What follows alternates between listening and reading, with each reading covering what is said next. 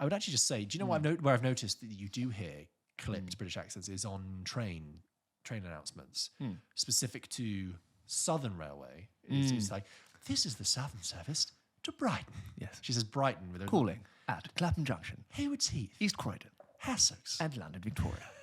Burgess Hill. Yeah. And then southwest train service is kind of Waterloo, Ascot, and then massive detour on trains now. The Paddington one, the one that goes Great Western Railway that runs west through Paddington to Reading and Exeter and train Bristol. you'll frequent. A train I frequent to go home is more like, welcome aboard the Great Western Railway. And they'll be like, calling it Reading. Like, they're so excited. Didcot Parkway. Bristol Temple Meads. I'm like, no one has ever been that excited to go to Reading. Okay? Okay? But I'm glad you are. They're like, we bought a ticket for £700. Come.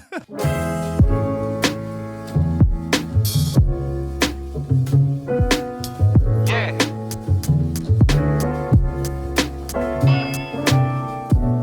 So I was in Bulgaria over the weekend for a stag do. My mate's stag do in Borovets, which is I won't be rude about Borovets, but it's not like skiing in other parts of Europe. It's a little bit Soviet. That comment makes you sound Makes you sound like an asshole, but it is very different. Way cheaper, which I can't talk about. The customer service experience in Bulgaria is quite unique, whether it's like hotel reception, waiter, airport security.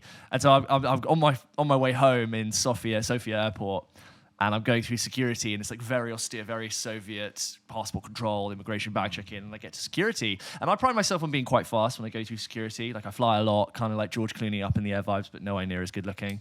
And this, it's kind of like a very lo-fi security thing. It's a guy with trays, like take belt, this, blah, blah, blah.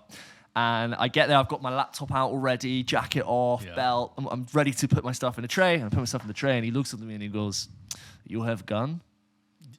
And I thought I'm chewing gum, and I thought he meant gum. And I went, "Oh, yes, sorry." And I took the gum out of my mouth. He's like, "No, you have gun?"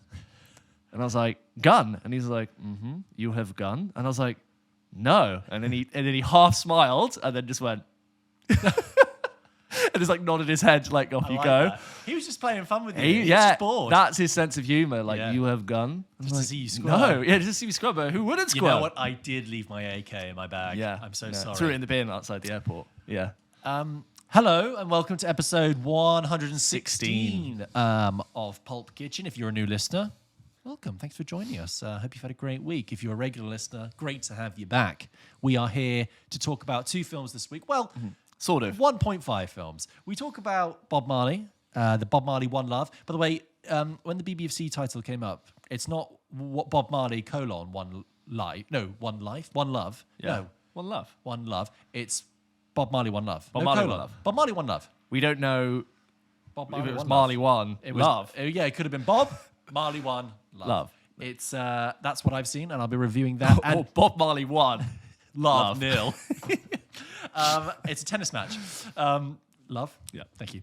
And we'll also be talking about Madam Web, which, full disclosure, We've neither not of us have seen. seen. Neither of us have seen. But what we wanted, we'll talk about this when we get to the review. We have something for you. But Don't we worry. wanted to, in case you have seen it as a film reviewing show, we have got it for you. So we have got an covering it. external contribution coming in for that segment. Outsourced, really. Yeah, we've outsourced the review to a friend of the show. But it's gonna be great. So stay tuned for that.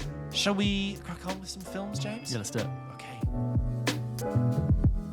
So, guys, one of the biggest films that's out this week is Madam Web, part of the Marvel / Sony-verse, the Morbius-verse, the soon-to-be Craven the Hunter-verse. Wow. It's starring Sydney Sweeney. It's starring Dakota Johnson. And look, neither of us have seen it. No. And that's for a couple of reasons. One is that we've heard it's absolutely shockingly bad. Yeah, 16% on Rotten Tomatoes at the moment. And the other reason is that, mostly because of that, me and George just genuinely weren't interested in seeing it, but we're interested in covering it. Yes. And we found that when we reviewed films of this certain type that are not very good, it becomes very easy to kind of just sit here and roast it. Yes. But we do want to cover it for you guys. We do want to, as a film podcast, have something to say so you guys can have your own impression of Madam Web. One of our film friends who you've seen on our account from the Film Bites is Henry Calvert. He's at henry.calvert on Instagram. He's very funny. Do go and follow him on social media if you don't already. He does all things nerd culture, comic books, Dune, everything. He just absolutely loves it, and he's brilliant. Yeah. We've decided, because he recently saw Madam Web, Yes. I think he got a chance to see it early, we're going to call him up on the show and ask him his opinion of Madam Web, and his review will serve as the Pulp Kitchen review. Yes. And likewise, we'd obviously still love to hear your thoughts if you write them in. So this way, you guys get a review from someone who is invested in these films and wanted to see it, and you get his views without us needing to fake a review for something that we weren't interested in the first place. I was also away, George. We just didn't want to force it. It would be very forced. So this shouldn't always be true, but I think I already know how what I would say on it. Yeah. So it's just a bad ROI on our time. But nonetheless, guys, we are going to cover it. We're going to do it. So Henry, George, if you'd like to place the call to Henry now. So he's driving. Henry. Hello, is this Pulp Kitchen by any chance? You are live with Pulp Kitchen indeed, Hi, Henry. How are you? Wow, oh my gosh, I'm honored. And you're driving on the road at the moment. So you're in transit, right? I am currently on my way back from the big city, back to North Yorkshire, because the UK train system is not very good at the minute. So I've been forced to drive down for a few events this week. Well, we thought it'd be really good as a way to distract your journey, to give you something to think about, for us to talk about Madam Web. Tell it to us straight. You're a guy who really likes these, you're invested in this world. What did you think of Madam Web? I think it could quite possibly be one of the worst films I've ever seen, and by far the worst superhero film I have ever seen. Wow. And I've seen Van Forstick. You didn't know it beats Van Forstick. I would say, I was racking my brain about this earlier, and I think Van Forstick kind of hurts me more personally because I care about the Fantastic Four a lot more than I do Madame Web, as a character. But fundamentally, I think Madame Web is just much more of a flawed film. Like, nothing in it works. You can critique essentially every aspect of it. It's terrible. It is utterly terrible. Is it one of those movies that, like, when the end of humanity happens and, the aliens come and the planet's on fire and the fall of civilization happens, people will think, well, it's not all bad because Madam Web won't survive? Is it like that bad? I would say so. It's so bad, you gain no ironic enjoyment from it. Oh, and that's cutting. That's bad. Henry, can I ask where this sits in relation to Morbius? It's sort of cousin film of the same studio. I think it's worse than Morbius. I enjoyed it a lot less than Morbius. Yeah. I think Morbius is like a 2 out of 10. This is easily a 1 out of 10. This is not good. I'd rather watch Morbius again. So because Morbius doesn't break my brain whenever I try and think about it. And does this make you really excited for Kraven the Hunter then? Kraven the Hunter and Venom 3 are going to be cinematic masterpieces in comparison to this film. Honestly, do not know how they can be any worse than Madame Web. And if they are, I commend them, because a whole new low has been set in the film industry. Henry, your passion and your candor, as ever, is much appreciated. You've seen this film, so we didn't have to. We really appreciate it. Oh, anytime, guys. Anytime you don't want to watch a really crappy superhero. We will hold you to that. I will tell you it straight that it is bad.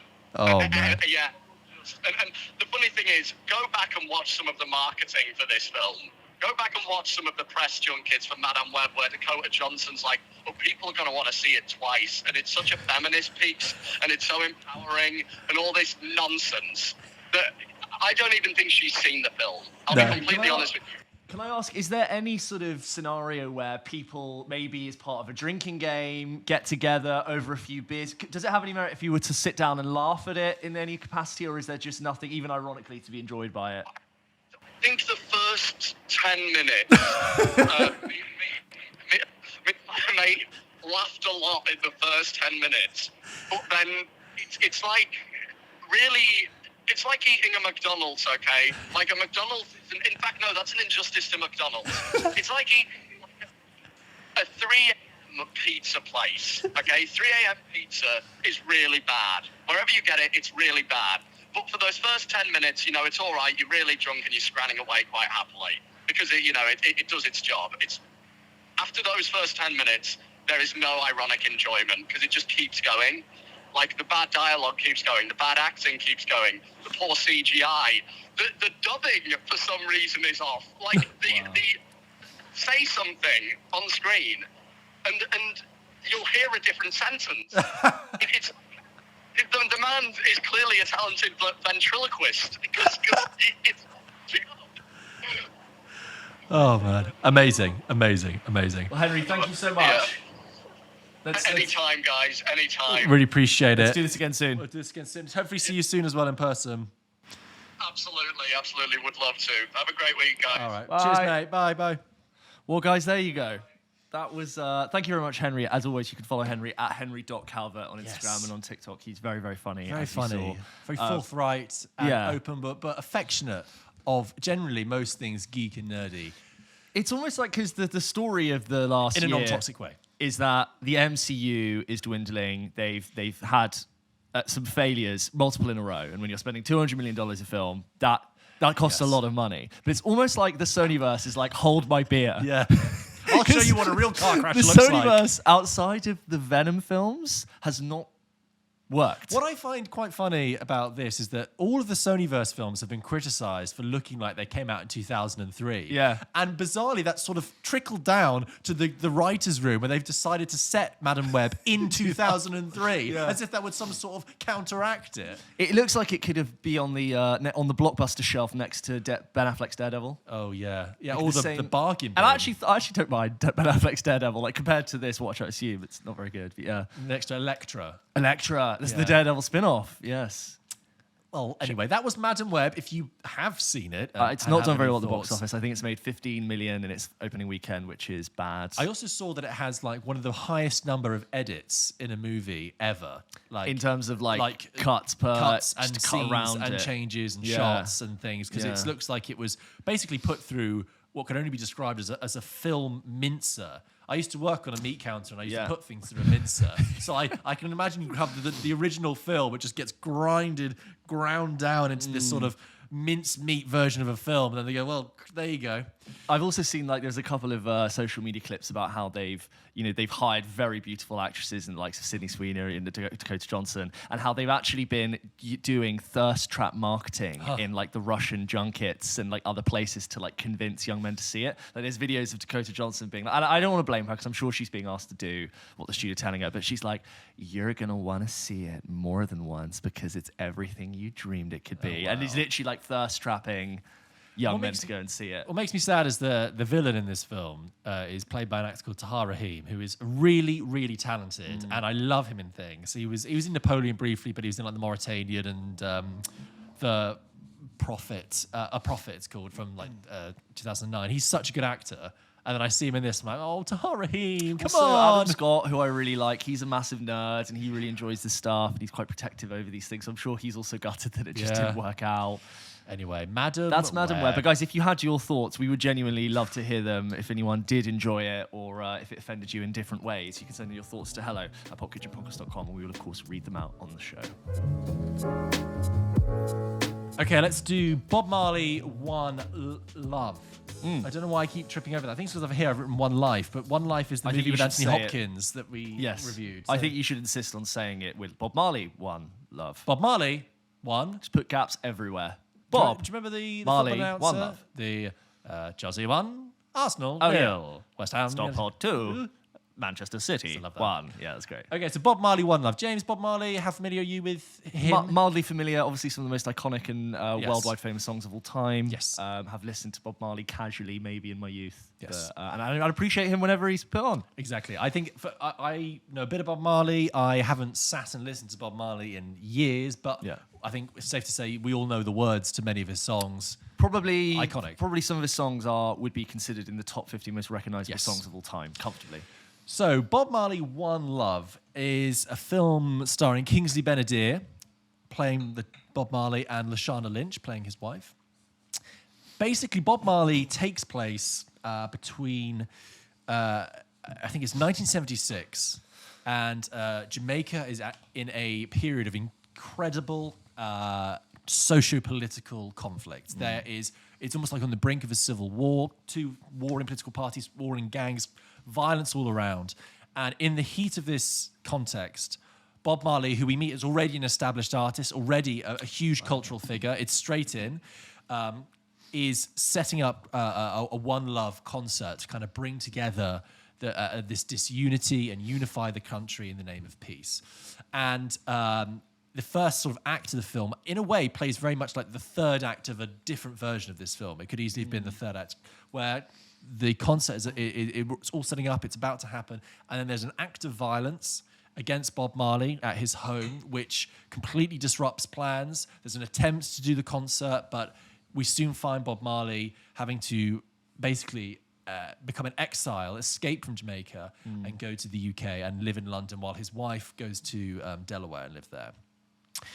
In London, obviously culturally alienated in a time of, this is 70s London, this is punk rock, this is, strong, austere racism everywhere. And in this context, Bob Marley has the weight on him of being not only a successful musician, but being a cultural figure who has the expectation of trying to unify greater political events. So he has this kind of weight of being a figurehead. And in that context, he starts to work on a new album, and he's saying this whole time, it has to be different. It has to be different, it has to reflect other things. And it's going on to make what would become the Exodus album. Manager, played by James Norton, is in there. And that's the kind of basic setup. It cuts back and forth to earlier chapters in Bob Marley's life. So here's the thing. We've had a lot of musical biopics in the past 5 years. Bohemian Rhapsody, Rocket Man, Elvis, Whitney Houston one. Very hot right now. Very hot right now. And Back to Black soon to come as well, the Amy Winehouse one. I said Rocket Man. I said Rocket Man, yeah. The thing is about musical biopics is that often you take a figure who would have begun as countercultural and then broke through and brought the mainstream to them. You often have a radical figure, maybe not with Elton John, maybe not with Elvis, and probably not with Queen, but someone like Amy Winehouse wasn't mainstream at first. Yeah. And Bob Marley wasn't mainstream at first. These are kind of people who have great big ideas and principles and kind of radical figures. When you then see that it's a big blockbuster, mainstream, broad brush, textbook musical biopic is being made about that person, I'm always a bit like, is that just going to just shave all the edges off of that interesting person? Where's the nitty gritty in this? So going to see Bob Marley, which I went to see with a friend of mine who's a bit more clued up on Bob Marley, a bit more invested, I was kind of reticent. I have to say that on the whole, it basically is what I expected it to be. Okay. It is textbook. It is going through the motions. Not so much as something like Bohemian Rhapsody, which acts very much like Walk Hard, the Dewey Cox story. This Bob Marley, One Love is a big, broad, textbook, mainstream, studio musical biopic. But I'd be lying if I didn't say it wasn't elevated by a couple of things. First of all, Kingsley Ben-Adir completely loses himself in Bob Marley, which I really, really like. I always believed this person was a real character as well that worked on screen, not just a representation of someone real off screen. Lashana Lynch continues to be a really magnetic presence. Every time she's on screen, I think she's electric, and they work really well as a dynamic. There are, moments of imagery. There's repeated imagery of a burning crop, and Bob Marley as a child running through this burning crop, being chased by a shadowy figure on horseback. That kind of is a motif that comes back and back. I thought that was quite interesting. But that aside, one thing they do fall in the trap of doing is sanctifying Bob Marley to the point that he almost talks in like Facebook quotes. And I think. I'm not saying that he wasn't a wise person. I'm not saying he didn't have those things, but sometimes I wanted to.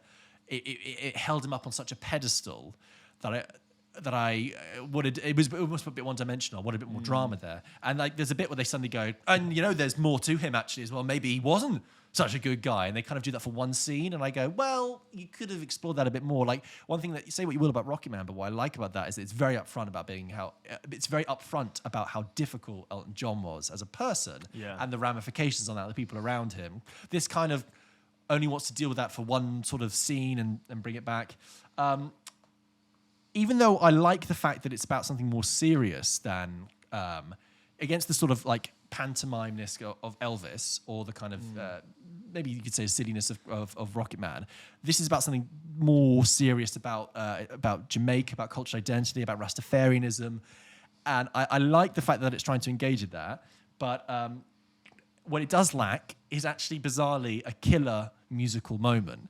Now, I'm quite very, very, very lukewarm on Bohemian Rhapsody, and I think it's very nuts and bolts. But what it does have is it does deliver that great 10-minute Live Aid sequence at the end, which absolutely it makes almost the film worthwhile and kind of sends you out after the film on a high. And I found really bizarre. There's not a lot of musical performance in this. There's a little bit at the beginning, and then we see him in the studio. And I've actually seen people, famous characters, trying to work on an album more compelling than that. If anyone wants to see the Brian Wilson Beach Boys biopic with Paul Dano, that's really good at depicting the construction of an iconic album. Less so here. And then it builds to a point where you think there's going to be a great 10-minute sequence of music, and then it just stops and it ends. Wow. And I felt quite bereft of a moment there. I'm like, it's a musical biopic. We all want to hear the songs. We all want to see especially him if it's perform. been withheld, right? Exactly.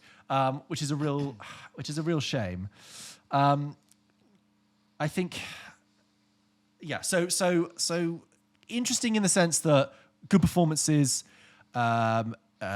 Trying to take on a weightier issue, but still very broad brush, not very deep, not very memorable. I will say one thing, actually. I really did admire, they really, I believe quite authentically, from what I've read around it, I wouldn't know, I've never been to Jamaica, but the accents are incredibly specific and I believe accurate. And I like the fact that it made no concessions to its audience. There were a couple of times where I lost some of the dialogue because the accent was so thick. And even though that could be annoying, I actually admired the fact that they were committed so much to making an accent that authentic and that believable. They were making no concessions to its audience. So there you go. I think if you really like Bob Marley, well, the friend I saw it with who really liked him thought it did him a disservice, thought it was shallow. But I don't know. It's fine. If we're to be very cynical, the music biopic is an attempt to go, this person's music is worldwide famous and popular, therefore there is a market for a film about their life. And obviously, like, some are better than others. But like Bohemian Rhapsody, I found a bit... I didn't really get to the heart of it. No. And again, but that sequence is amazing. And there's a second enjoyment of that final sequence where you compare it. There's someone on YouTube has lined it up to the original, and you really can get blown away by it. But I'm not that interested to see it based on that review. I think Kingsley Ben-Adir is good, and to watch seen him in, and Lashana Lynch as well. It also does that thing which I find quite jarring, which is like Kingsley Ben-Adir is a performer, and then when he sings as Bob Marley, it's Bob Marley's voice, which I actually find quite jarring because they don't sound. I don't believe when he sings that sounds like Kingsley Ben-Adir, the character. So like Rami Malek doesn't actually sing a lot of the Freddie Mercury stuff in Bohemian Rhapsody, but what they did, they mixed Rami Malek's voice with a little bit of Freddie Mercury's voice and an impersonator that they found on YouTube. Oh, wow. So what you get is not Freddie Mercury's voice, but you also get something that sounds like it could be from the person you are seeing. Whereas when I was watching Kingsley Ben-Adir, as soon as he started singing, my head's going, that's the guy from Spotify. That's Bob Marley from Spotify. That's not the real Bob Marley. Whereas in Rocket Man, I don't think Taron Egerton sounded like... Elton John at all, but it works because he's a good performer and he really goes for it. I thought that's fine. He doesn't sound exactly like him, but the performance regardless works. And also, he was singing it in very different contexts to what you would have heard on Spotify. But that also works for me when they are actually singing it because it's that character you've seen on screen. Yes. Using their voice. The way your brain does, it is not a disconnect. Whereas if you just suddenly, it's like turning the track off. I actually found out that even though I saw the trailer for the Amy Winehouse Back to Black film beforehand, I thought that was Amy Winehouse's voice over the trailer, but apparently it is actually Marissa Abreu. Amy Winehouse, very distinctive voice. Yeah, and apparently she is actually singing in it. So anyway, that's one musical biopic down for the year. It's all right. If you have seen Bob Marley, One Love. That equal spacing there. Yeah, Bob Marley, One Love. Let us know at hello@popkitchenpodcast.com. So I had a 3-hour flight.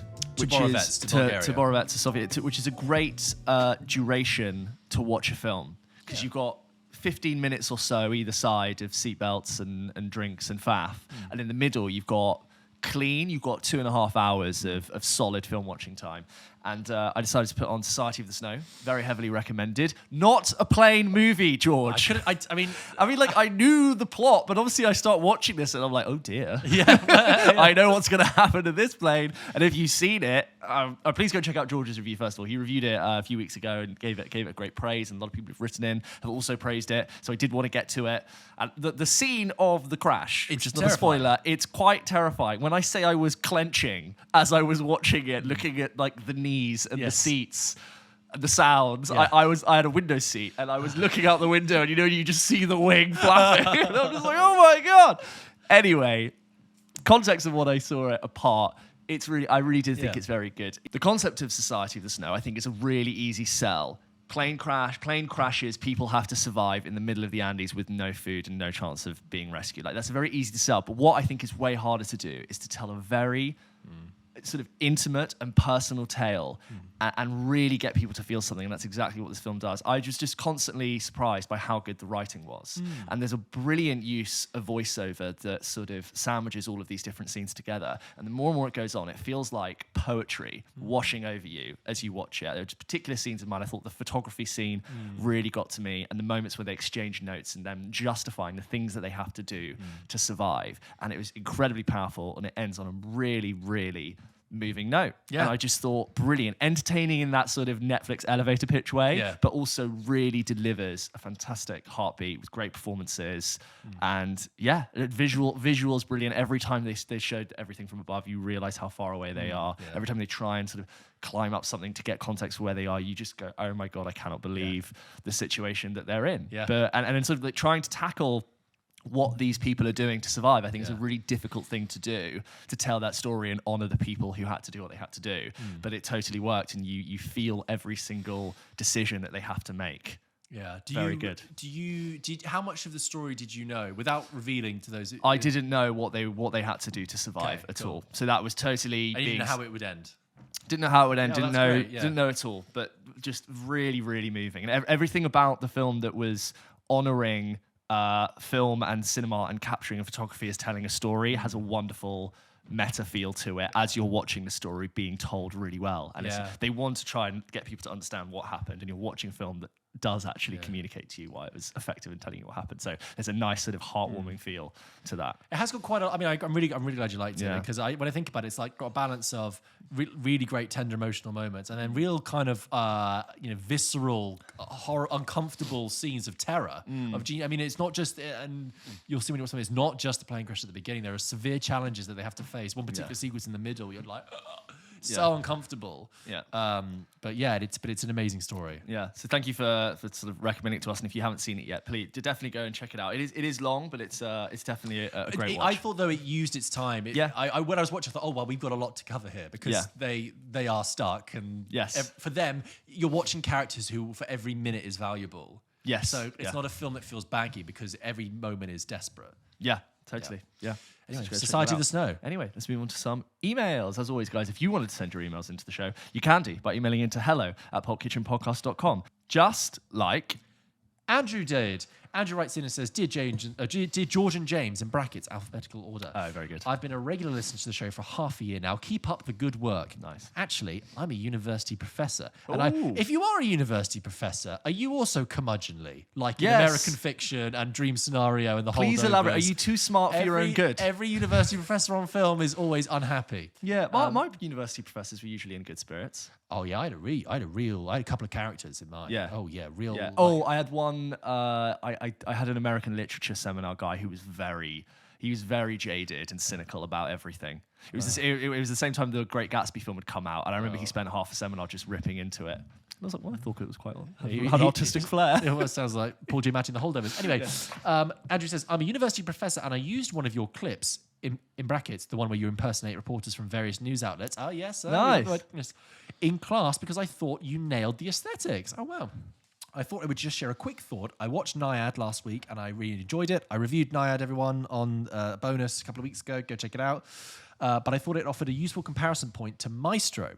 As part of your critique of Maestro, you said it didn't do enough to show us what Bernstein's achievements were. I absolutely agree. By contrast, Naiad is incredibly effective in showing us exactly why it's so difficult to swim from Cuba to Florida. Yeah, it does actually, yeah. It teaches us about the craft of swimming. How I wish Bradley Cooper had done the same for conducting and composition.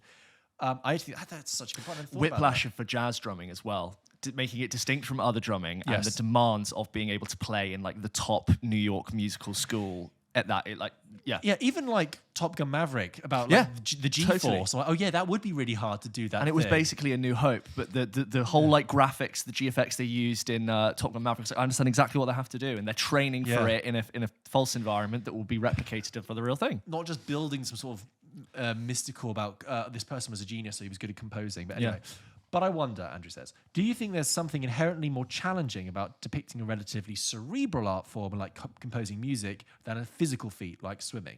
Cheers, Andrew. Well, I guess like visually it's easier to show a physical challenge, boxing, swimming, sports movie. Yeah. But I think it is possible and very, very entertaining when someone can tackle a cerebral form like guitar. You can also with, I believe, and again, I'm not a film director, with editing and like using like how you manipulate the strings and the notes on the page and how that lines up. You could get really creative and show with a gesture how that affects like 60 musicians in front of you. I also would say, look at what Nolan did with Oppenheimer.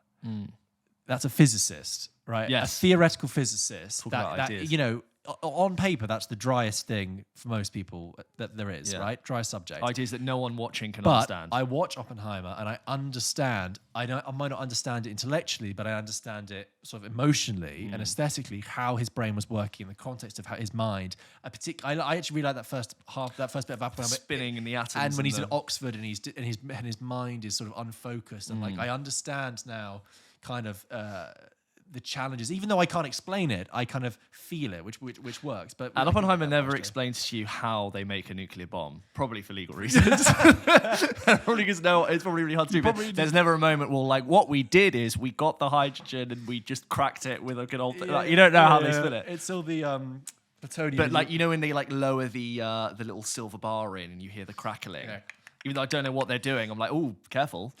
I feel a lot of pressure now that we have a university professor listening.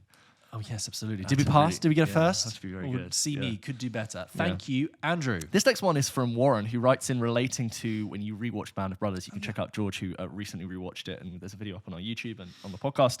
He says, thank you for your service. The Band of Brothers series is one of my favorite rewatchable shows, along with Friday Night Lights. Yes, weird combination, I know.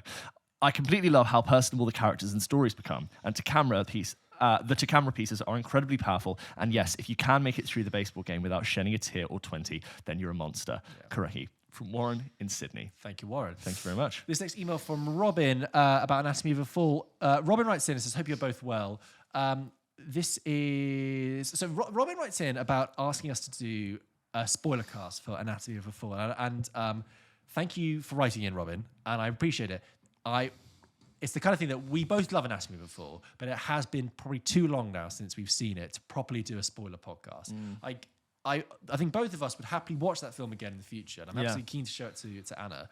And once I have done that, I'll happily do a little spoiler chat for us if you'd like to, because it's clearly something people want to talk about. And you really pick up on your email here, Robin, about like, the dynamics between people. But even in you writing about it, I'm like, God, I don't quite remember that dynamic. It's dense. It's a dense film. Like, so straight away, as soon as they start forensically going through the house, there are details there. So I possibly in the future, but not for the time being. Sorry.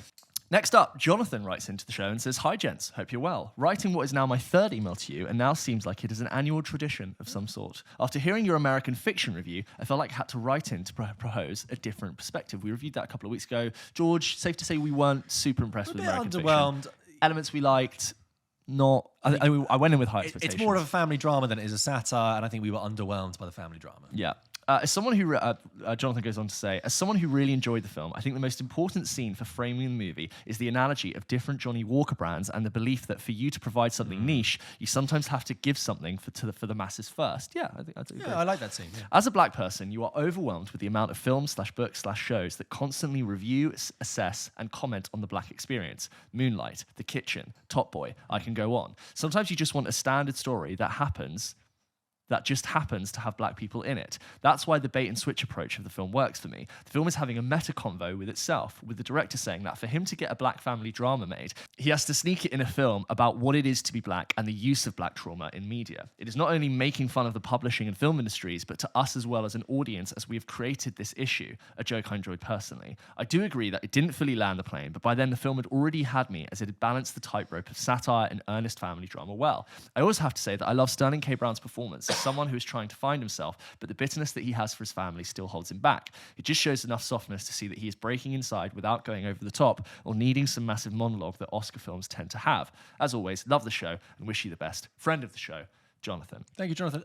Yeah, fair point. I mean, I don't think it's bait and switch because I don't think Cord Jefferson is setting up the satire as a distraction. I think he genuinely is interested in that, but he wants to give more time to the family drama, which is fine, and I get that. And I and with Sterling K. Brown, I agree with everything you said. I just, in a way, I think he was more. I would have liked more time with him. More, give me more. The idea of the film being itself a satire of itself. Yeah, I think I totally agree with you, and I think that's there. That almost has to be sort of maybe more clearly telegraphed for me to really go 100%. That's in there. But yeah, he also goes on to say, P.S. I'd love it if you would do a Kermit Awards style-like episode where you would select winners for the main Oscar awards with people/films who are not nominated, e.g. Greta Lee for Best Actress. You could even do polls on the Insta for people to vote and nominate candidates. I like the idea of doing a poll. I have been thinking about that. For PULP Kitchen People's Choice. But for those, you can't. The criteria is you can't be nominated for an Oscar or a BAFTA. So it kind of opens the field the way. Well, we know who'd be winning Best Actor, wouldn't we? Andrew Scott, obviously. This next email is from Jake about Argyle. Again, Argyle, I reviewed 2 weeks ago, of which we know the name now was The Pattern. Argyle. We talked about in the bonus. Argyle. Hi, James and George. Second time, I think, writing to the show. Nearly caught up on your back catalogue now. Back to business, though. I went to see Argyle this week in a double trip to the cinema. I didn't enjoy it. Everyone else in the screen seemed to laugh and enjoyed a lot more than I did. I just didn't like the action sequences. They didn't excite me. The constant flickering between Sam Rockwell and Henry Cavill annoyed the crap out of me. Yeah, that is really annoying. They basically, she'll be looking at Sam Rockwell, then she'll blink and it'll be like Henry Cavill. And I'm like, snore. It annoyed the crap out of me. It just took me out of it. I also thought the last... where Ellie felt rushed and unnatural. You're telling me I rolled at that point. That's the spoilers. George isn't having. Yeah, I'm not just humming for the fun. I'm covering spoilers. At least with the first Kingsman, the action sequences got me going, and I felt more invested with the characters. Massively disappointed with Argyle. The other movie I saw in my double bill was Illumination's Migration. Oh yeah, the duck movie. I see that, and I'm like, the duck. Oh look, movie. there's a duck movie. Wow, that was so much better. It made me laugh so many times. Would recommend it if you haven't seen it already. Thanks to your hard work on the show. Sirens on my end. Jake, well, on Migration, it's not a film we've covered. No. Probably not a film we're going to cover. We're not the target audience. We don't have an interest to go in there. It probably wouldn't be fair on the film. Science on our own. Yeah, it wouldn't be fair on the film if we would review it. However, nice to hear that it worked for you. Just going to skip over to Charmaine because we've done Band of Brothers quite a lot. Yeah. Next up is Charmaine, who says, "Hi, PULP Kitchen podcast." Like that there. I'm a new listener of your podcast. That's our name. We're a corporation. We're an entity. Oh, yeah. We're not people. I'm a new listener of your podcast, and I've been in just like Dear Coca-Cola. Oh, yeah, Dear Coca-Cola. Yeah, that's it, yeah. Dear BlackRock. Dear Sunny D. I'm a new listener. Corporate, yeah. Niche. Old school. I'm a new listener of your podcast, and I've been enjoying all the videos. I would like to recommend a new show called Mr. and Mrs. Smith. It is a rendition of the Brad Pitt and Angelina Jolie 2005 movie. This new series is excellent. The cast is great. Sorry. The cast is great. The writing is great. It feels so real and natural, and the style and pacing of the show is amazing. I think more people should be talking about this show. It might just be one of the best TV shows to come out in 2024 so far. Please give it a watch if you had not tried it, and if you have, I would love to hear your thoughts of it on the podcast. Best regards, new listener from Singapore. Hello from Singapore. Hello, Singapore. Thank you, Charmaine. I have heard really good things I've as heard well. Good things. It was a thing that I think Phoebe Waller-Bridge was originally attached to, but then left. But it's that would have been cool, out. The two of them, because they've got great chemistry. I think it was like she was doing that sort of writer-actor input that she does. And she went to do Indiana Jones. yeah, sure to go do that. I've also heard great things. I'd love to try. Is it now all out? I think Talia fancied it as well, so we might give it a go when we've got time. Hi, James and George. Zoe here from Australia. Hello. Nice. I really like the side of the far planet. afield emails coming in from wherever you're. Spin the globe and get an email. If it's Liverpool or LA or Australia or Singapore or what's a British town beginning with A? Aberdeen. Anglesey. Anglesey. Is in Wales, Yes. I believe, isn't it? Yeah. Hi, James and George. Zoe here from Australia. I'm a new listener to the podcast, making my way through the back catalogue as we speak. I love your unique format, subject matter, interesting discussion, and comedic banter. Thank you very much. Not, and there goes our listener. Not to mention your sophisticated British accents are so easy and soothing to listen to. Oh, I thank you. I thank you. You're listening to BBC Radio 4. Zoe, the pleasure is all ours. I would actually just say, do you know where I've noticed that you do hear clipped British accents is on train announcements, specific to Southern Railway. It's like, this is the Southern service to Brighton. Yes. She says Brighton with a Calling at Clapham Junction, Haywards Heath, East Croydon, Hassocks, and London, Victoria. Burgess Hill. Yeah. And then southwest train service is kind of Waterloo, Ascot, something like that. And then massive detour on trains now.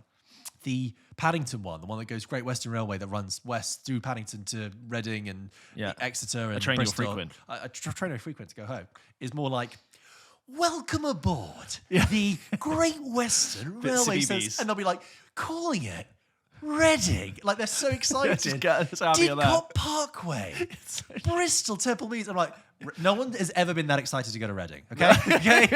But I'm glad you are. They're like, you bought a ticket for £700. Come.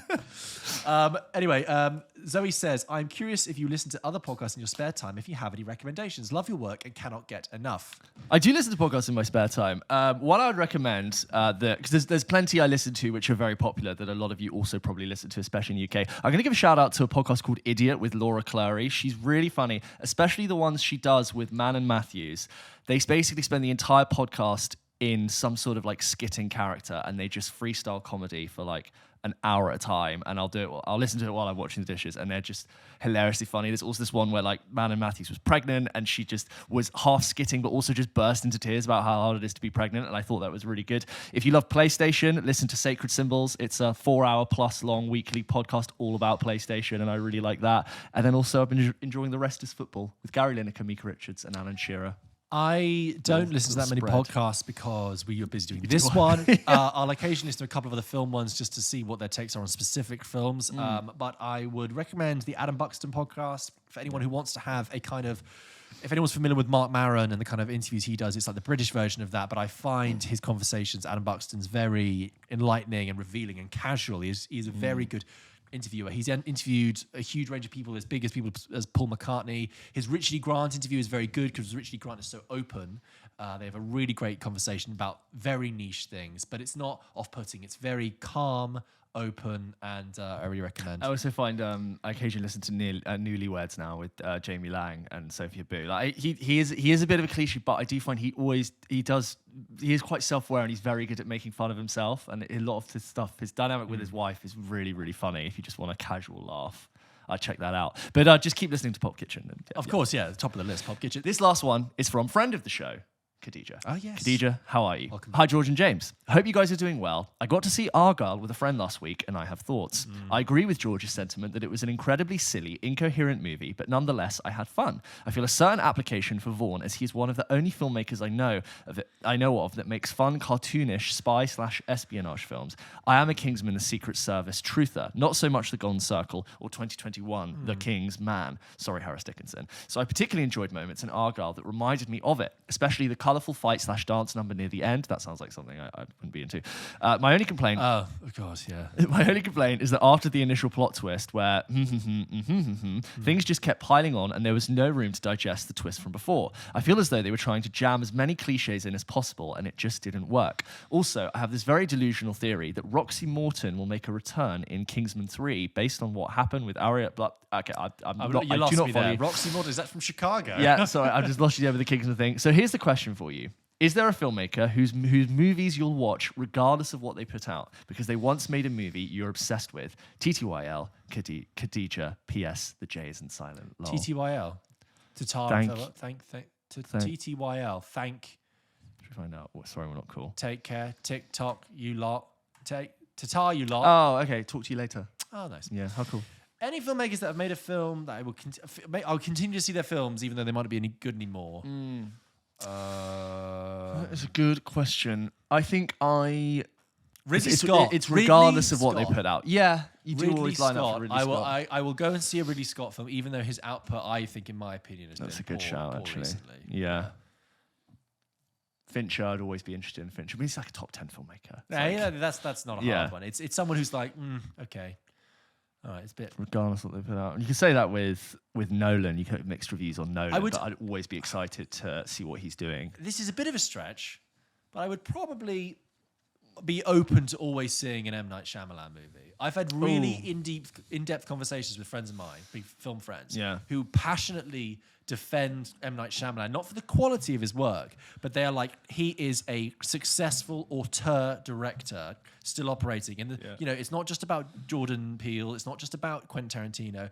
M. Night Shyamalan has found his part in the market. He's found his type of content, and he's still able to make M. Night Shyamalan movies for over 20 years, right? He's only done one franchise thing, which was The Last Airbender, right? Yeah, which didn't really work.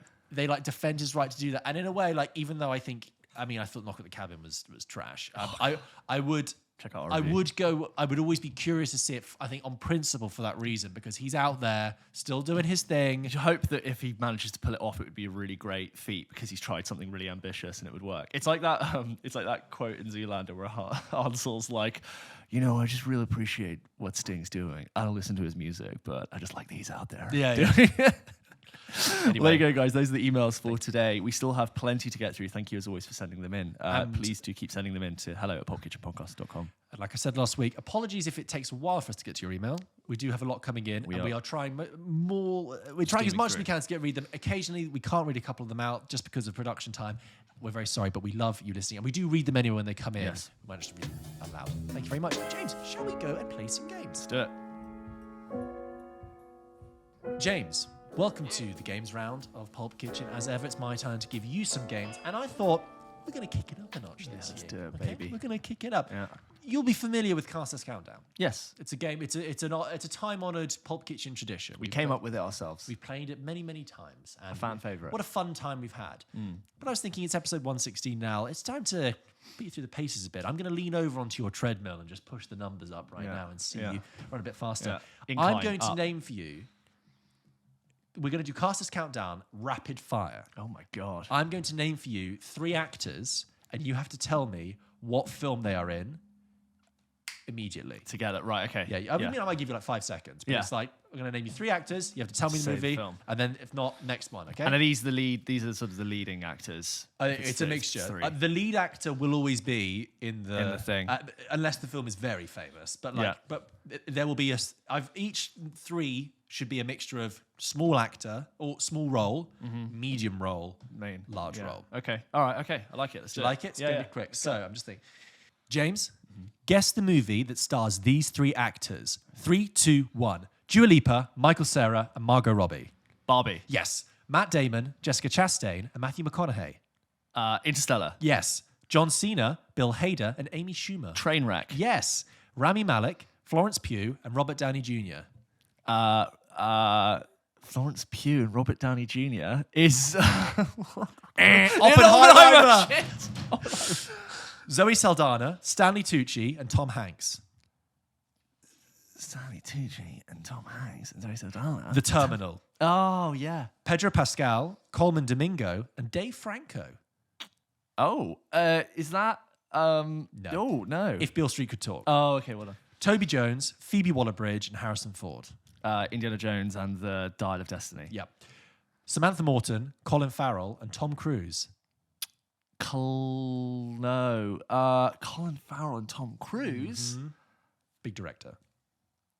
Colin Farrell and Tom... That is Minority Report. Oh, God. Colin Farrell is in it. Yeah, okay, go on. Matt Dillon, Michael Douglas, and Owen Wilson. Yumi and Dupree. Yes, well remembered. And lastly, Justin Long, Ben Stiller, and Vince Vaughn. Dodgeball, an Yes, underdog absolutely. story. Yeah. That was round I like 1. that. That's Well good. done. Yeah. God, it's just when you think the games can't get more intense. I like the fact that of all of them, Oppenheimer was the one that I know. It's stalled just, you. you know what? Like, cast Rami is so Malek good. is in that for 12 seconds. Yeah, but he's an Oscar winner. And I'm like Florence Pugh, and I actually wasn't thinking about Robert Downey Jr. Fuck Oppenheimer for the cast. Like, there's just way too many big stars in that movie, but it's great. Okay. Did you enjoy that? I did enjoy that. Okay, we're going to go for round 2 now. Okay, where you're going to have to guess again. You're going to have to guess the movie from the 3 actors. Guess the movie from these 3 actors. Okay. In 3, 2, 1. Olivia Colman, Rachel Weisz, Emma Stone. The Favourite. Correct. Shailene Woodley, Penelope Cruz, Adam Driver. It's Ferrari. Correct. Jason Bateman, Matt Damon, Ben Affleck. Jason Bateman, Matt Damon, Ben Affleck. That is recent. Jason Bateman. Not water. Not solid. Air. Oh my god. Yeah. Olivia Wilde, Harrison Ford, and Daniel Craig. Oh, is it Cowboys and Aliens? Yes, it is. Well done. Yeah. Alec Baldwin, Steve Martin, and Meryl Streep. It's complicated. Oh, okay. Sally Hawkins, Rowan Atkinson, and Timothy Chalamet. Sally Hawkins, Rowan Atkinson. Oh, Paddington. No. Wonka. Shit. You Wonka. Samuel L. Jackson, Brie Larson, and Tom Hiddleston. Tom Hiddleston. Wrong. Kong Skull Island. Oh. Although technically you could say the Avengers, actually, couldn't you? Say Avengers or Marvels or something. Fair enough. That's unfair. Did Loki cameo in Marvels? Fair enough. Orlando Bloom, Sean Bean, and Brad Pitt. Troy. Correct. Yeah. Adam Brody, Amanda Seyfried, and Megan Fox. Jennifer's Body. Correct. Ian McKellen, James Marsden, and Hugh Jackman. X-Men. That's something. correct. The first one will do. Tom Hardy, Joseph Gordon-Levitt, and Leonardo DiCaprio. Inception. Well done, James. Stumbling on a couple of those there. Yeah. Like the more recent ones are the ones that catch you out. It can be, yeah. Like Wonka. Wonka, I just set in the cement of your brain. Sally Hawkins was like, something to do with Rowan Atkinson. Could have been anything. A sweet, sickly childhood about a British character. That's a good game. I enjoyed that. Thank you very much. Well devised, well crafted. It's like playing the hits of all of the games we played, but it's like not. What's the opposite of a microdose? It's even stronger. Neat. It's a neat version of Caster's Countdown. It kind of feels like my brain is like a world map, and you are with your eyes closed with a dart, just throwing it and asking me with 2 hands to go to 3 different places at the same time, and then sort of kind of piecing it together. I enjoyed that. It's a good little mental exercise.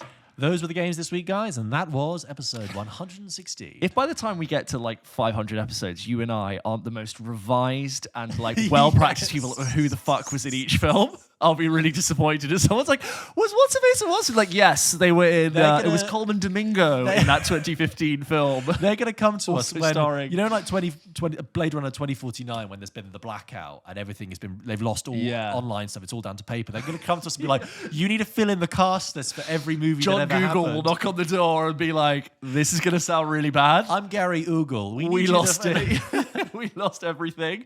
We need your help. Yeah. Anyway, there you go, guys. That was a fast, quick Caster's Countdown. James? Thank you so much for listening to this episode of PULP Kitchen. We really appreciate you spending your time with us. Don't forget, we post new episodes of this show every single Wednesday. Please continue to follow us on Instagram and TikTok. As we say every week now, we're posting more stuff, new content. Stuff, content that isn't on the show. Our film bites, check those out.